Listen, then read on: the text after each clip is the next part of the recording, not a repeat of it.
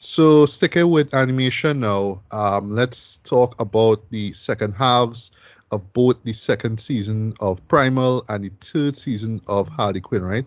Yeah. So unlike the last time where we talked about both shows, where we started off with Primal and then with Harley, we're just gonna flip things around, right? And we're gonna include some spoilers in this discussion here. Not too much though, but just some points that we should address, right? So you start off with Harley Quinn, right? So basically where we stopped off now was, in terms of, just the relationship between Harley and Poison Ivy. Right. Poison Ivy pretty much wanted to terraform Gotham, and we learn actually in the second half that it actually does connect in a sense to what Bruce is up to, right? Okay, though he was making fun of how down bad Bruce was, and we Right. actually learn why it really had to do with his parents, right? Yeah. And Yeah. then, actually, when you think about it, you realize, well, as he says, right, it was just all, it was just so much in his feet. It was just all these reminders, like his With his the movie, cats yeah. have the With that names movie in the coming out, yeah. movie, yeah, Yeah. James Gunn's movie, and all that Yeah. kind of Yeah. stuff. Is like, um, because yeah, I was still kind of weirded out, especially with the with where the first half ended, right?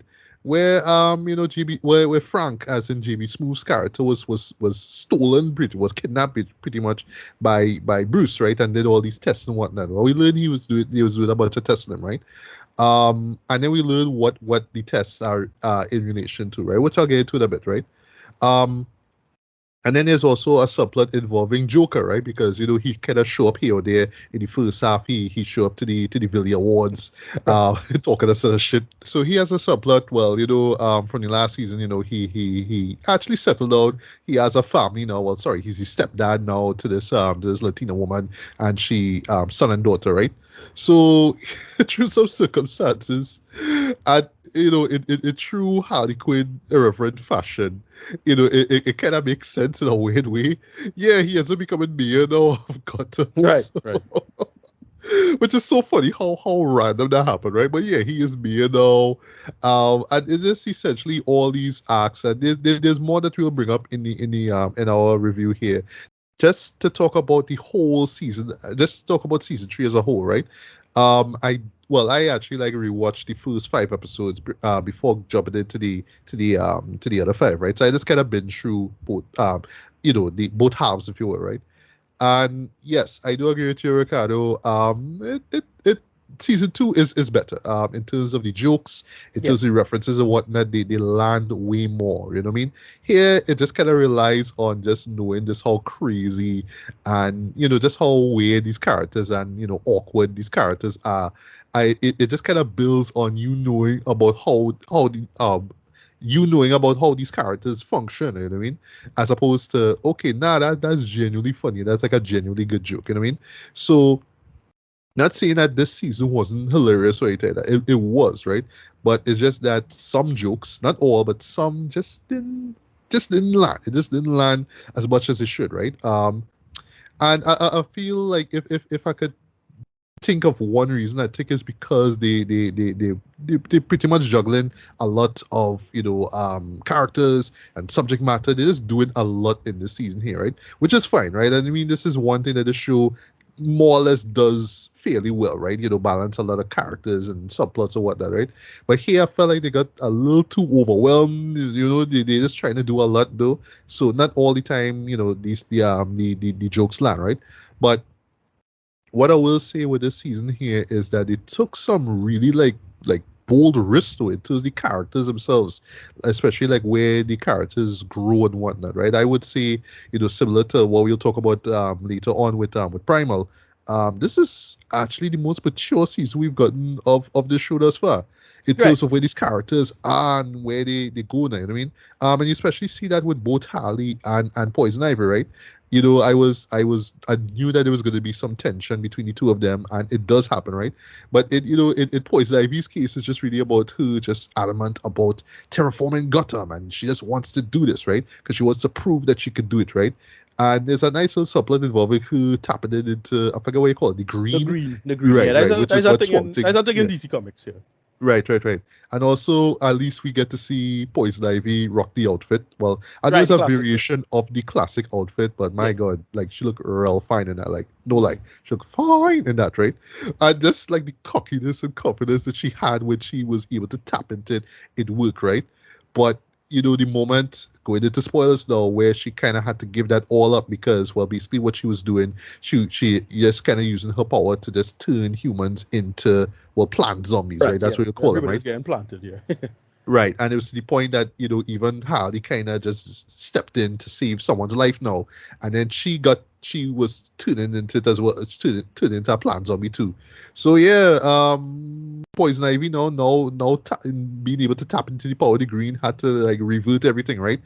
And it's like at first I was like, all right, why you like real acting up about this plan at work? Like the plan is dumb, right? Or the plan not supposed to work. But you can understand from her perspective, no, this is really what I want to do, right? This is why I like the inclusion, even though it's just like a cameo of Lex, right? Played by, again, Gus Fring himself, Giancarlo Esposito. Yeah. Showed up and said, yo, you have balls, I like that. I want you to run the Legion of Doom. This is one thing I miss from the show, which is bringing back the Legion of Doom. Because the Legion of Doom was the best thing about the show. And Yes, bringing it from back. season 2, I think it was. I Yeah, think it yeah, was in yeah. season 2. Yeah, I love Yeah, yeah. that subplot. Yeah, and where Harley was involved in it too, right? But yeah, I just love the idea of, all right, you know what, you gonna run this, right? So, but why I say this season works in terms of just maturity is like, and this I know by why I will say that it, well, I wish that they kind of develop it a little bit more.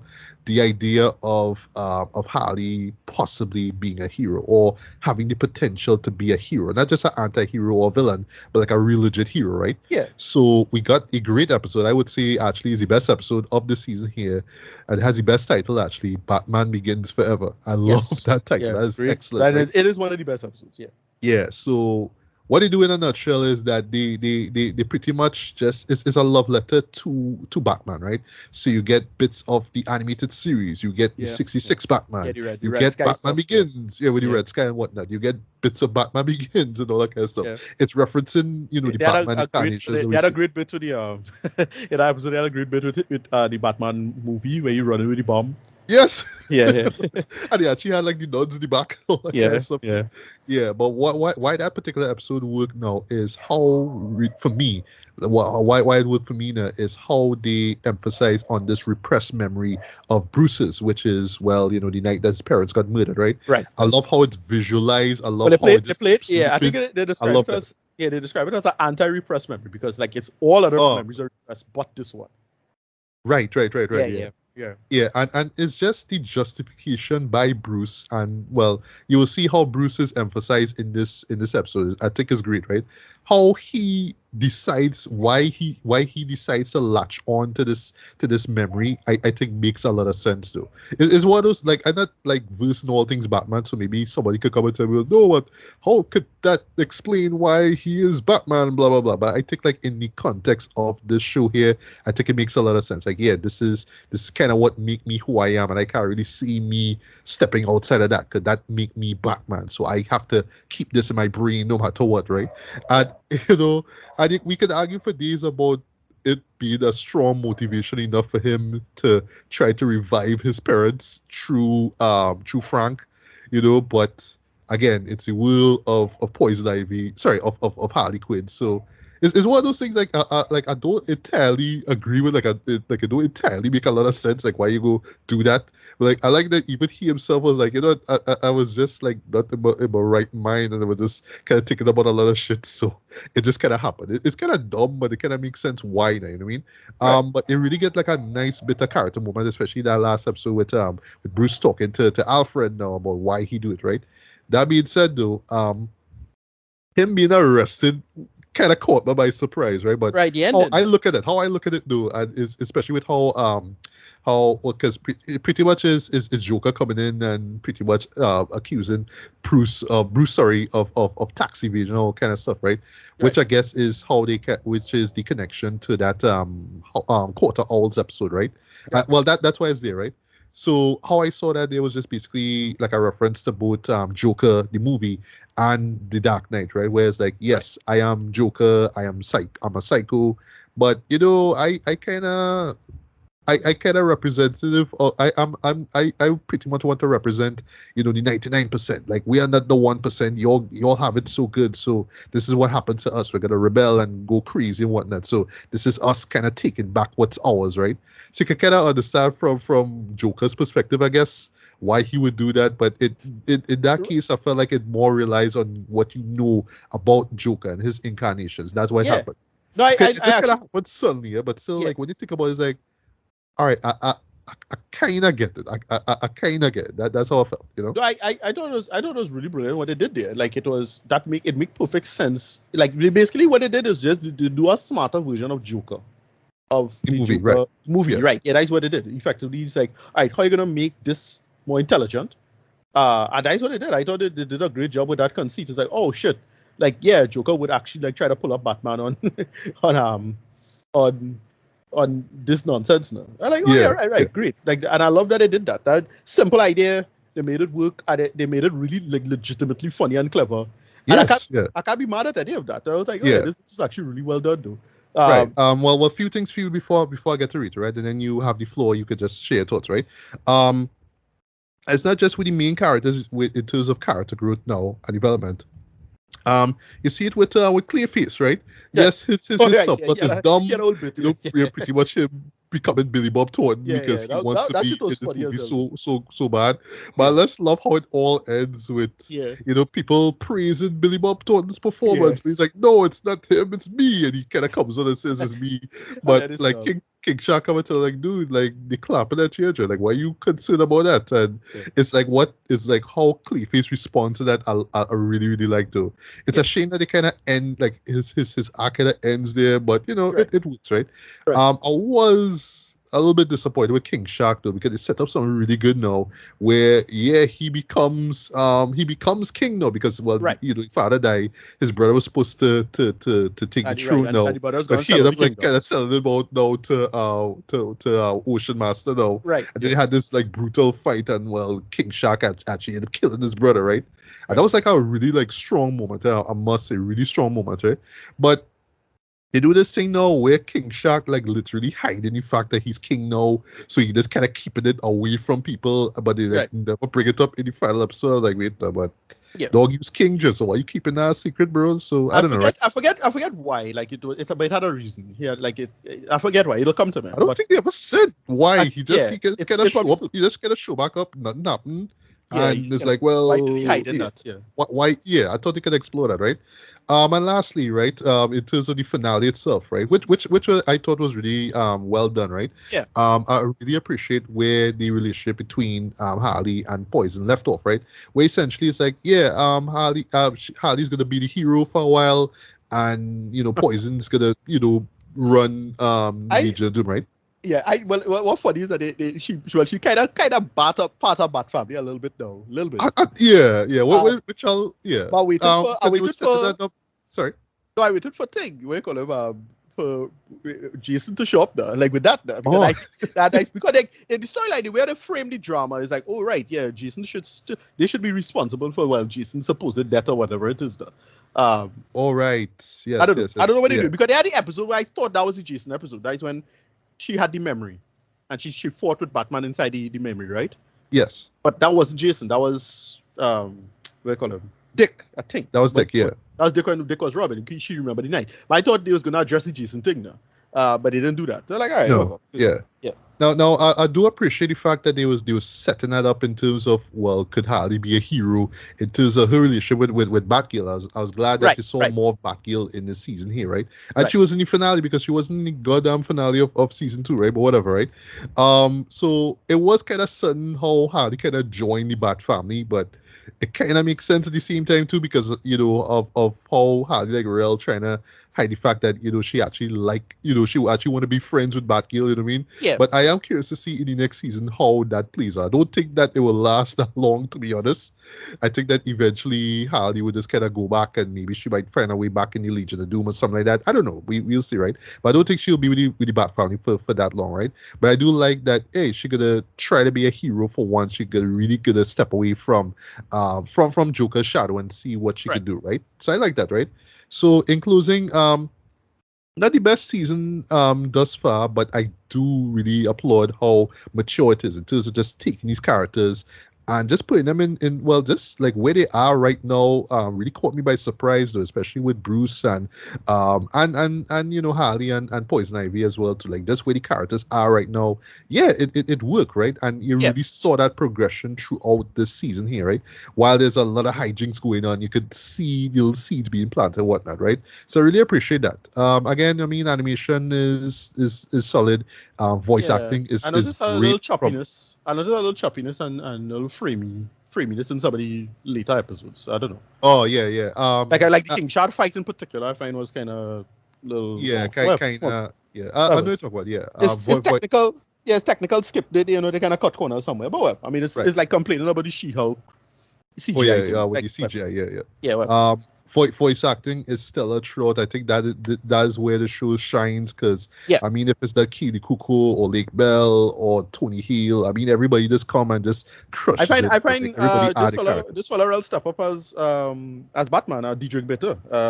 Oh yeah. I thought he was great as Batman because last time he was Batman, he was great. That was Brave and the Bold, right? But okay. I didn't know. But I thought he was great in this as well. And well, everybody's make a great joke if you know this reference. Two Batmans at the same time, man. Right. So if you get that joke, congratulations. Right. you're a Diedrich Bader fan. Look it up.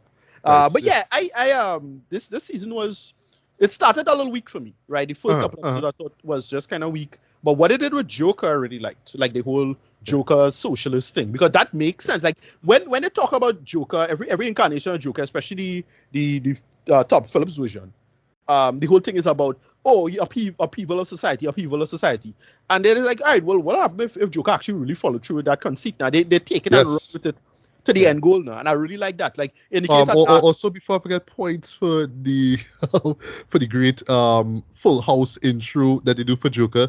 If you listen closely to the lyrics, you will hear certain nods, like certain lines, like we live in a society.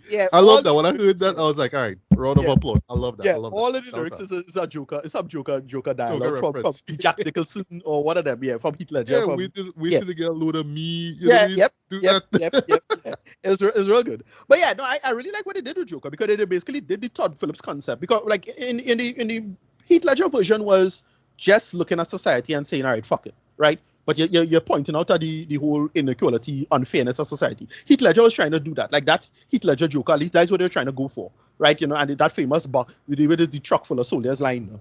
Then you had the Todd Phillips Joker, which was clearly again another anti-establishment stuff. They don't care about poor people. They don't care about us. This character mentally ill, and they're not really dealing with that. The Murray character being dismissive. The Waynes being wealthy and right, and clearly the undertones of it. Even though it's a lot of white guy rage stuff, they have surprisingly a lot of black women in his life, and framing it from that perspective in that movie. And again, I kind of enjoyed for what it was trying to do. But again, what the show does is that it takes these ideas and then run it through the ringer and carry the ideas to logical spaces. And yeah, I actually really like what they do with the Joker in this. It's really surprisingly refreshing and funny though. And it's still funny. Like, because season, as I said, the season started off weak. I thought the humor was kind of fell really flat in that first and second episode. But yeah, by episode 3, they start nailing it. Yeah. The awards was great. The Joker episode with him taking on the the Karen.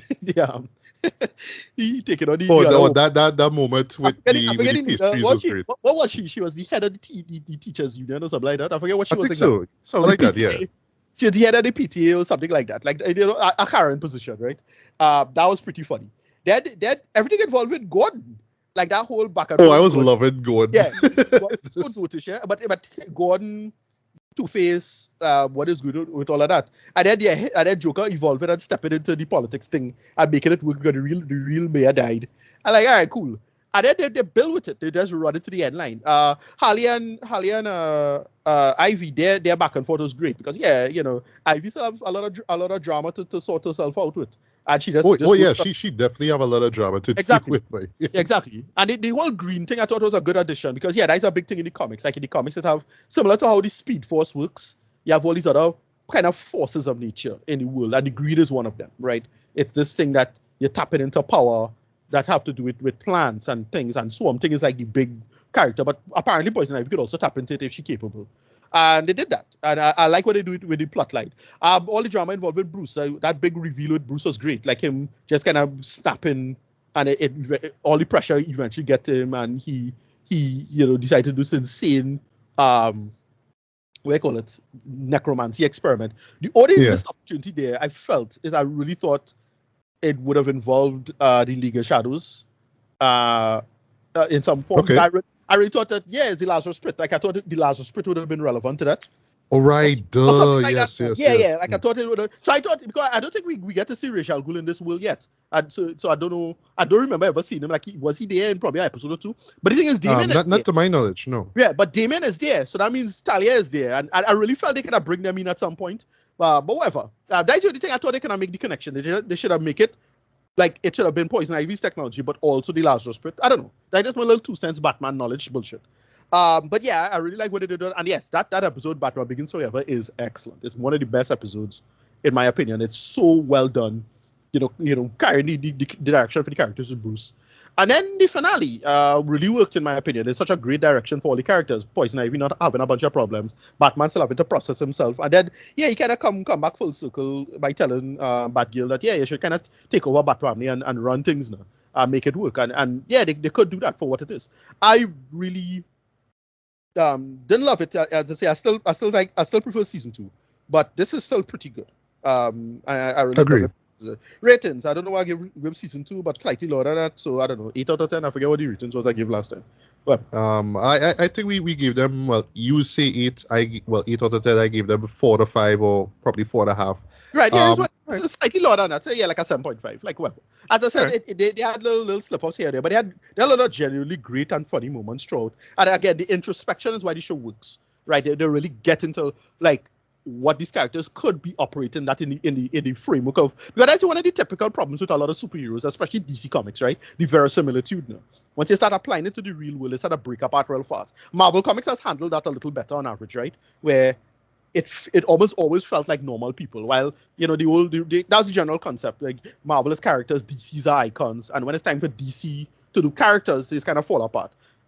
But since the time of Justice League and the Superman animated series stuff, no, they made these characters, not icons only, right? You could understand why you frame them as icons, but no, they're really characters. And you justify, in the world of DC with all these powers and all this insane shit, how to make it work and make the conceit. And the Harley Quinn show really balances that very, very well. I am very excited for the next season because I really want them to bring back the Legion of Doom and what they was doing with that. I thought that was some of the funniest shit in the show from before, and it brings back. It had a lot of great bits, and they should bring it back. I want to see what they're gonna do. Great. I don't know, 7.5 out of 10. That's about it. All right. Well, for me, very like 4 to 5, man. Not as great as the second season, but still solid. I mean, it just delivers the goods. But for me, this was just surprisingly so mature though in terms of just where they took those characters, man. I just really can't wait to see what they do next with season 4. Is it little small things like Swamp Thing with the man, but I don't think like geez, yeah. But yeah, I mean, just I just hope that they just continue with the strong writing and just how conscientious everything is. Yeah, and then there's all these little great small moments like with Catwoman giving him back the pills at the end, and you're like, okay, you're right. I love that moment too. Even if you don't take it seriously as like I say, you're still taking Batman seriously, and you need to take Batman seriously. It still works. Like for what it is, it's solid Batman storytelling for me, in my opinion, and Bruce Wayne storytelling. Like it still works now. But like no, it's supposed to be like just a send up of anything. But they balance it really well. It's still is the Lonely Island stuff of rap, right? Like Lonely Island is a send up of rap, but it also still good rappers. So it's like fine. It's that you still have it both ways now. And we get both ways. You still genuinely get good storytelling for what it is. But that's how I feel about it. Right. So keeping the maturity now and just the greatness going forward. Primal boy. Yeah. So we'll talk about what goes on in the second half, and then we'll just run through how we felt about the entire season, right? So where we last stopped off was basically where we had this insane massacre at this Viking village involving our heroes Spear and Fang, and Mira is there because basically Spear and Fang, well, Spear in particular is here to save Mira, right? Because she was she's pretty much kidnapped by these Viking raiders, right? Yeah. We learn why what was up with all of that. I thought it was great. Yeah, boy. Right. And then right after that massacre takes place, now the chieftain, right? We don't really find out what his name is for some odd reason, right? But his son, his oldest son, Elda, now, because they do say his name in the next episode, right? Yeah, so the son calls him father, but that we don't hear his name actually. Yeah. Right, exactly. Yeah, show up and it's like, all right, everybody wipe out, family dead. So they going on a quest for vengeance, right? Or Vidar, right? That's actually what Vidar means, right? I had to Google it up. It's an Old Norse term for revenge, right? And I'll also mention episode 5 too, right? Which actually is this separate episode, this separate story between pretty much, but it does connect in a way to the world of Primal, right? But yeah, essentially in the second half, it just involves the chieftain and Eldar, right? Actually finding Spear and Fang, right? I mean, it was of course he was gonna find them, one way or the other, right? The ocean, the ships, so some way or the other, he was gonna find them, right? And then it eventually leads to this big battle that takes place. It starts off at sea and then they land at this particular spot. But then something pretty interesting happens, right? What I would say before that interesting thing happens now is that, both teams get separated, right? So the Vikings get separated, our heroes get separated, right? And then something weird happened that actually caught me by surprise. So they kind of hint at it in the second episode, right? Where Fang actually runs into this male dinosaur. Right. And actually rewatching it, I was like, that's what happened. Because they actually show it. But they don't show what happened, but they show the morning after. That's literally what it is, right? So yeah, Fang is pregnant. And she gives birth to two babies, right? Yeah, three babies actually. Yeah. Or 3, my bad. Yeah, 3, right? Because, we see what happened with one of them. Yeah, and also points to Jenny, boy, for actually showing my T-Rex badge, boy. I've never seen that before in my life. It's whatever. I mean, it's reptiles, but I mean, oh gosh, man. But first time I ever seen that, right? Whatever, right?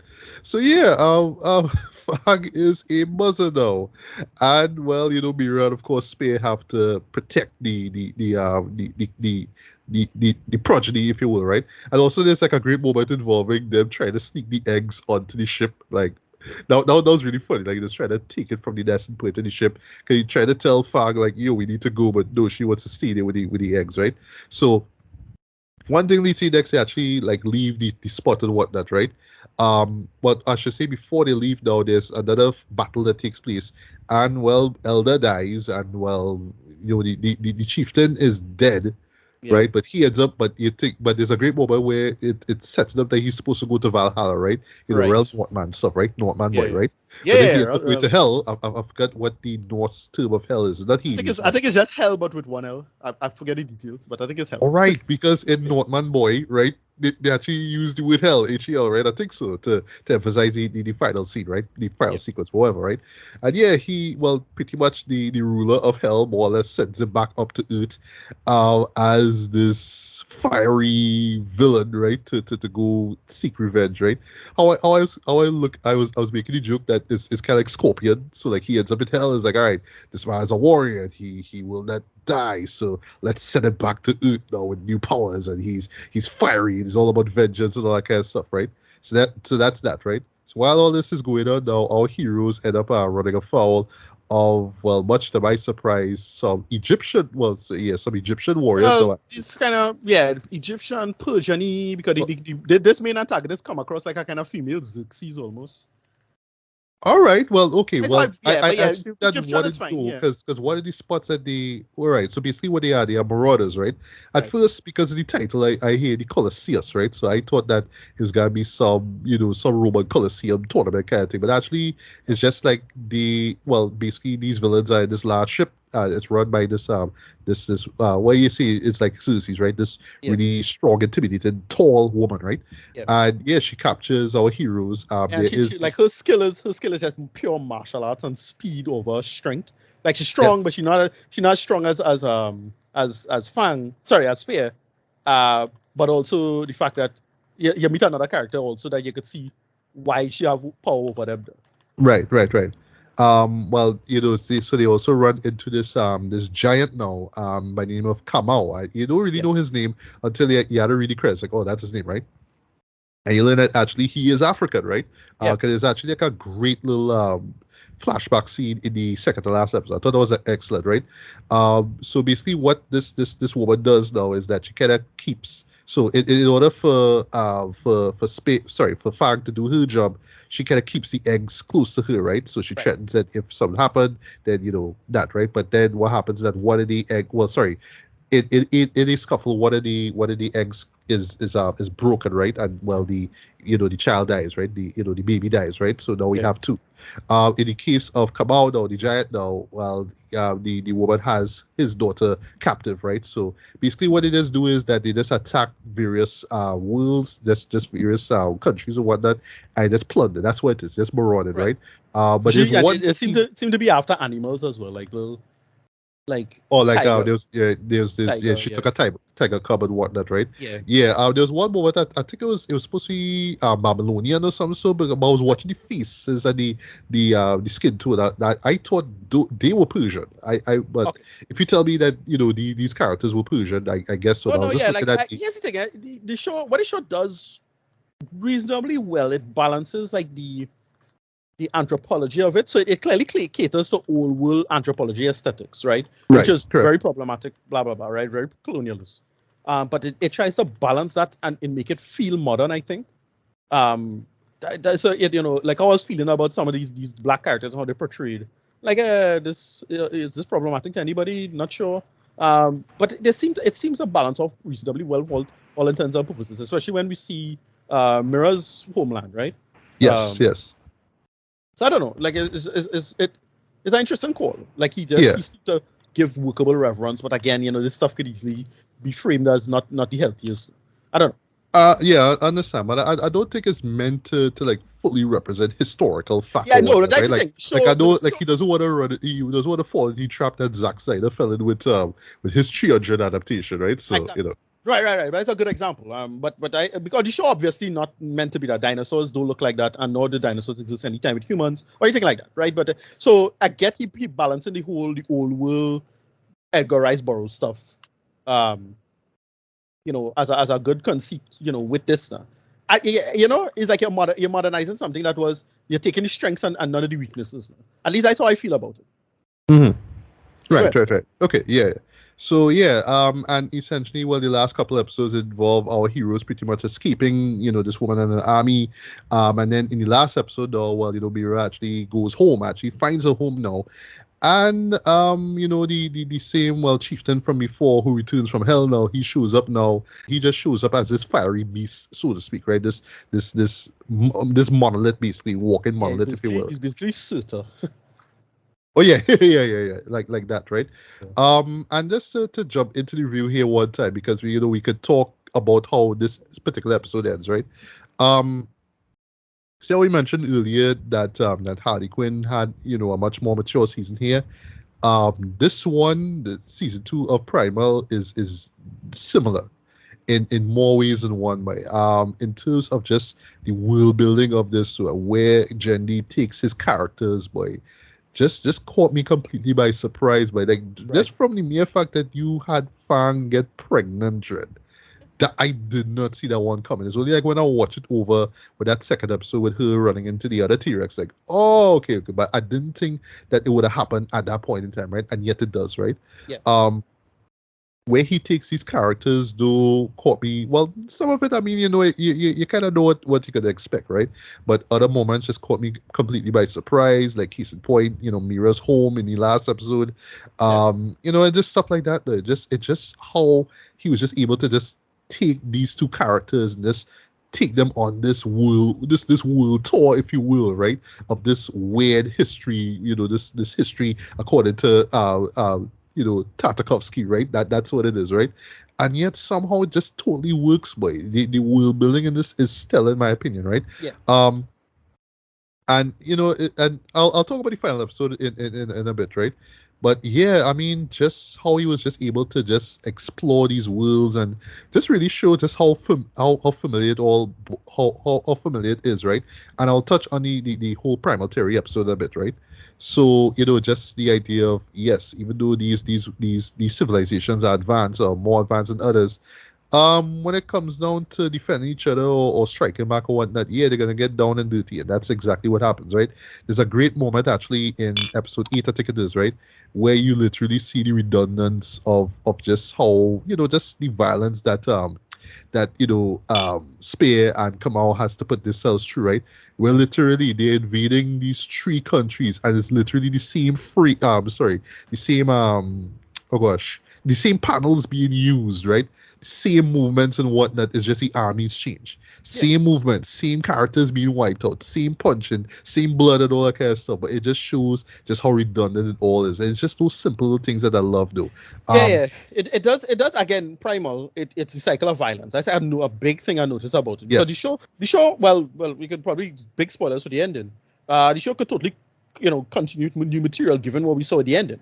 Yes, definitely. So I don't know what they're going to do with it, to be honest. Like, I don't think the show has ended, to be honest. Like, I totally think it could get extra season and extra material. I'm going to talk about that, but yeah. That's how I feel about it. But yeah, you're right about that whole central premise of, it's just a cycle of violence. You always had to do the same thing. Everybody had to go through the same shit in some way, shape, or form. Everybody have a hard luck story. It's unfortunate and how dark and sad most of this is. Yeah, right. So yeah.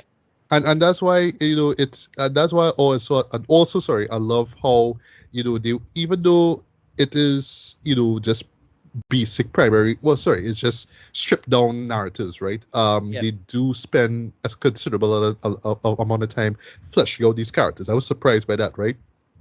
Case in point, this new character come out, right? There's actually like a really like brutal moment involving him going into this random village and just pretty much being told to just kill the villagers, right? And yet right after that, there's a great scene involving him back at his home with his daughter. And I kind of understand, why he's put in this position. I was a little taken aback at first because I just thought that he was just a giant because he's a giant, right? But there's actually a scene in that same ship where he was captive, where you see other guys like him and they just as big there. So I don't think that is Jenny's way of saying, African people are, are large or whatnot, right? How I kind of interpret it is kind of like cradle of civilization. It's like that. So, that's how I kind of view it, right? And it's so interesting, as I use that term. It's so funny that the last episode of this season actually ends, in Africa, right? Because that's technically where Miriam's from, right? I.e. cradle of civilization, right? So that works there, right? But yeah, just those little moments of character growth and just showing where the characters are from, right? So, case in point with the Basker, you can look at, Spears involved in the Basker and say, well, you did that. You kill a whole bunch of people, but in their defense, it's like, no, they attack us, right? So when it comes to Chieftain, though, you can understand how a guy just come in and see the family get wasted, right? And say, all right, I'm going for revenge, right? But like he had a chance basically to be redeemed now, but it's like, well, through some circumstances, but he's all about revenge, right? He's all about Vito, right? That's why he gets pulled back into that's why he gets pulled into hell now. That's why he becomes this weird being, right? Because he's just all about revenge. It's like, all right, I get it. Because I forget the world of thing is as a supernatural shit anyway. So it's like him, because he lose everything, he have no cycle left now. But yeah, we saw his backstory with the other child and his wife. So like he lose everything now. I get all of that. Like symbolically, I kind of understand what he was going for there. Like him just completely being lost compared to Fang and compared to Spear, who was just all about moving forward, right? And even the other guy, the black fella too, right? Right, come out, come out, right? All right, so a couple of things, so a few more things, before we get to your thoughts, Ricardo, right? Again, visual storytelling, right? This show excels at that, right? And I also have to give props for the sound design, boy. There's some fantastic sound design in this too. Just great use of just oral, you know what I mean, storytelling, and not just visual, but oral storytelling as well, too, right? AURL, right? Not ORL, sorry, right? Right. That does that very well, right? The violence, of course, is Yeah, on point. brutal. It is Artfully done. yes, it is. Artfully done violence. It's artfully done, That right? means that's what moments is like, God damn. God Yeah, damn. boy. Dog, Kamal is just Yes, punching yeah. people, dread. And you just seen blood splatter, Hey, but you just that is seen one thing where blood he cover crush. this man's arms, boy. That Like, is one where you just crush like the skull of the helmet. yes, I remember. Yeah, Yeah, around the bad head. It's like champ. yeah. This show does not hold back in terms of violence. Even when Fang is fighting, though, and how she get rid of people too is like, jeez, boy, right?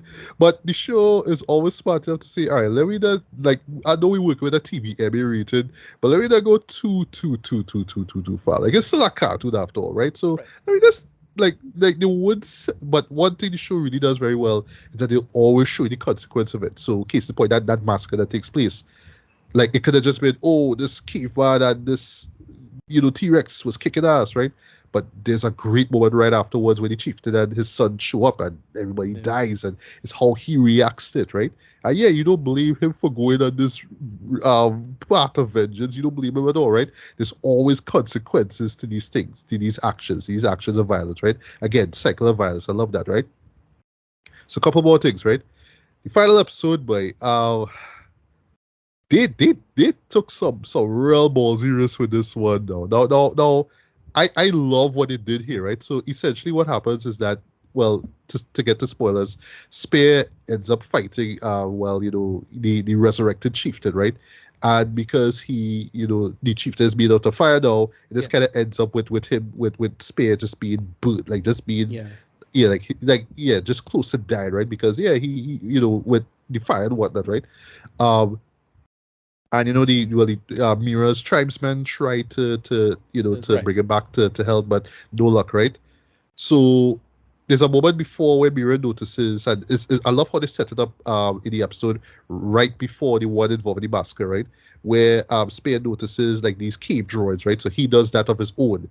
And if you look at it close, it pretty much sums up his journey from the beginning where he had his family. It's the same story, he dies and they got killed and whatnot, right? And there's a great moment actually in that episode, in that same final episode, where you see his father actually get killed, right?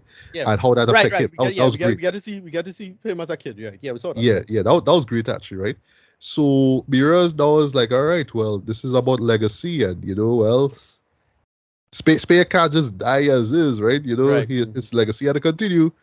So she took an advantage, and she just gave it up, like literally, like in his last few seconds of life, she just, let him have it, right? And then, now, if I just have one gripe though, is that they just rush this moment like really quick. That the love making scene, of course, right? But let's talk about the outro. Like, it just kind of comes really, really quick though. Like, yeah, no, I felt the whole episode could have used an extra episode maybe with that action and setting up the final battle itself. Oh, I agree. It's a little fast. That'll lead into but thought on episode 5, right? But I'll let me just wrap up, right? So yeah, eventually, much to my surprise actually, because honestly, I thought that Far was gonna die because she got burned first, right? Right. But actually, Spear died. But no, Far is alive, and much to my surprise, the two kids survive, so they're there, right? Yeah. But thanks to Spear and Mira's last minute hookup. Well, they have a daughter, right? And now she, more or less gonna continue on the story, right? Hopefully, right? And just a couple more points I want to mention, right? So one, the girl who actually voices that character is actually Jenny's real life daughter. I thought that was really nice, right? Nice, right? Okay, there's an interview that I read about that final episode, where Jenny was kind of explaining why he do it like that, right? But he himself say, he actually would love to end that story right there, right? Like he could end it right there, but he has no problem, continuing the world of Primal, right? Like he could continue it if he want to, but apparently have a couple of projects he worked on now. So maybe he could continue, right? It's like a Samurai Jack where we were supposed to get a final season, we had to wait years for it, right? It's kind of like that, right? He could, but he don't have to right now, right? Right. So that leads now to episode 5, right? And then I'll wrap up, right? So what I did is that I actually it binged this whole season out, right? I actually left the fifth episode for last, right? That's the Primal Theory. That's the one that's set in 18th Yeah, century London, 18th right? century, right? Yeah, I remember that. Yeah, Yeah. and it involves this escape psychopath and all that kind of stuff, right? Now you can look at that as all right, that's just an act break. It just kind of just there to space out, like just a kind of not so much a filler episode, but just kind of to be there, just to fill the space until we jump back into the story, right? Pretty much, right? But if you look at it like this, especially the early bits of dialogue, they kind of sum up what the whole series is about. They just kind of say, well, yeah, this whole primal theory is just kind of based on the aspect that deep down in us, there is something primal in each one of us, and it's just only if we're put in that position, in a position where it's like where it's all about survival. Yeah, we will stoop to that level. Yeah, we will bust a man head if it mean protecting myself and my family. That if it gets to that point, that's what you'll do, right? And that's what that episode perfectly deals, in my opinion, right? So you can look at that episode as a throwaway episode, but I don't think so. I think that episode in particular kind of sums up the entirety of this whole series, right? And I think it works even better if you watch it after you see Spear's story play out. I Right. think it works perfectly. It plays out a lot better if you just kind of see everything that happened with Spear and Fag, and then this comes in afterwards. It just acts like a denouement, like a little summary of everything that you saw before, right? Like just thematically what this whole show is about, right? And again, it opens the possibility of, maybe in the near future we could see more stories based around this primal theory, or something like that, right? Not Right. saying it has to be set in England or in the 18th century, but we could continue the story. We could see what happens to Spear's, daughter and, Fag's children, right? We could see that, or maybe not. Maybe it might be centered on another character. Who knows, right? Lastly, if I have another gripe though, I felt we could have got more closure into the chieftain's death. Like he kind of dies, but he's pulled back into hell for some reason. So I don't know if the idea is that he'll come back or whatever it is, but I don't know. I guess we'll see. But yeah, this season really really surprised me, but it just went in directions I didn't expect. Yeah. It did things that I didn't expect. Especially in terms of just like American adult animation, right? Yeah. I didn't see certain things coming, and yet it did that. Um, so yeah, boy, this was just a stellar season, true and true, man. And yes, you could definitely expect this to be my best of list of this year, man. This was this just stepped things up even further. It just took a great show and just made it greater, in my opinion, man. So rating wise, I'm going with a light 4.5 out of 5, man. I absolutely enjoyed this though, even though the ending was rushed, Right. and you can make the argument that that particular final episode could have been split in two. In retrospect, I felt it could have been, but still though, in terms of just where the story went, and just for Genty to say, you know what, I think it's time to kill off Spear, but we're not gonna just do it for the sake of. We're gonna show him literally grow, man. And I'll close with this, man. You literally see this man like grow over the course of the season, though. Yeah, yeah, Like yeah. he's Mirror understanding changes. life and Yeah, yeah, religion and yeah. Exactly. all kind Right. of things. You know what I mean? Yeah, yeah. True mirror, of course, right? But it's like Right. wow, man. Like look at that, look at that, and even Fang and all grow as well too, right? Yeah. From being from just being all about yourself to being a mom and all that kind of stuff, right? So Right. yeah, this show just works, man. I could talk for days about this, but yeah, Primal is a real deal. I don't know if you'll get a season 3. I would love if we could get a season 3, but if this is the last thing that we get, if this is the last season that we get, by I'd be sad. Yeah. I'd be fine with that. I'd be fine with that. Yeah, yeah. Me So too. yeah, I talked long enough. Ricardo, take it away. Where you like, where you did like. Yeah, no, you kind of cover more or less everything. I thought it was excellent in terms of what it was doing with it. They covered the conceits really well, and yeah, I can't be mad at any of it. It was great. The violence was great. The action is great.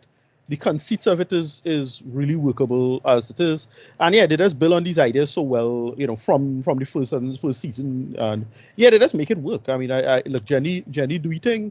And as I said, the only issue I had was like if you're gonna how you may or may not interpret the depiction of some of these peoples and tribes and whatever it is. Like I could see Right. some people may have an issue with it as it is. It's not a big problem for me, but I could see it being an issue as it is. However, Right. like how I think about this is just like he tried to balance it by having it not be too offensive, but like clearly you want to cater to the old style of that storytelling or that style of You know what I mean? Like that's all I think about. Right. Any particular thoughts on the last episode and the midpoint? Well, episode 5. Now that you've seen the whole season, any thoughts on those now? Yeah, right. Exactly. It was just a working conceit, as they say. This is the show, or the thesis of the show, for lack of a better term. Again, because it's the 19th century, it's a little on the dated end of things. Because that's the problem with all the aesthetics, where it comes from. I can see why people might have an issue with it as it is. I don't know. That's how I feel about it as it is. Yeah. Okay, Yeah. so you could care for episode 5 then. I mean, it is. It's like, okay, this is the characters, this is how they see it, and you could say this maybe again. This is these attempt at a thesis of a show. Like this is what he thinks about it. We don't know. Like I don't know, right? Right, and the finale. Where were you talking about the finale? Yeah, as I said, a little rushed. That's the main problem with it. It's a little on the rush end of things. I felt they could have done more with that general idea of what they should or shouldn't do. I think the final fight could have been more. Like that was my only problem with it. After add that as another gripe, a little too short, man. This kind of the whole thing. If it felt like a two-parter and it's like, okay, there's a big final fight and they make it work, the fire lord Ozai stuff, right? They could have made it work. They could have made it work for it is, but I felt they could have done a little more with that material, and there's about it. It didn't bother me too much. It's fine. Right. All right. So, as thoughts and rated. Yeah, no, it got a real high score. Like I don't have any problems with it as it is. Like a close to 9 out of 10, or maybe like a high 8. All right, nice. I dug it for what it was. I wasn't mad at any of that. Yeah. Like what I was trying to do was say I didn't have any issues with any of it as it is. Other than just the datedness stuff. And again, it's the same kind of problem I have with Cyberpunk. Like why it looks the way it does is because of a certain political and historical reason. And we could update on that and make that look better. I'm not sure. Like I just But yeah, there's a lot to unpack. Despite the simplicity, right? There's a lot to unpack from this. Though this does show that I would love to recap very, very soon. And again, I don't know if you will get a third season, but if we do, I am curious to see where this Primal theory is explored even further. But I trust Jenny Tartakovsky, and I could tell that this is a project that is near to his heart. Something he probably wanted to do ever since Samurai Jack, right? Especially with pushing that envelope, boy. My God, he succeeded with that, man. So yeah, can't wait to see what he does next. And if we have a season 3, best believe we'll be ready for that, man.